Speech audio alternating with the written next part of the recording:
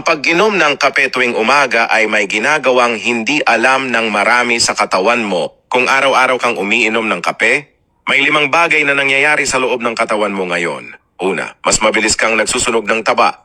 Pinapabilis ng kape ang metabolismo ng hanggang 15%, kaya mas mahusay gumamit ng taba ang katawan bilang enerhiya kahit nakaupo ka lang. Ikalawa, mas tumatalas ang isipan. Ayon sa mga pag-aaral, pinapabuti ng kape ang memorya, focus at reaction time para itong pag-upgrade ng bilis ng pag-iisip tuwing umaga. Ikatlo, nilalabanan ng pagtanda mula sa loob.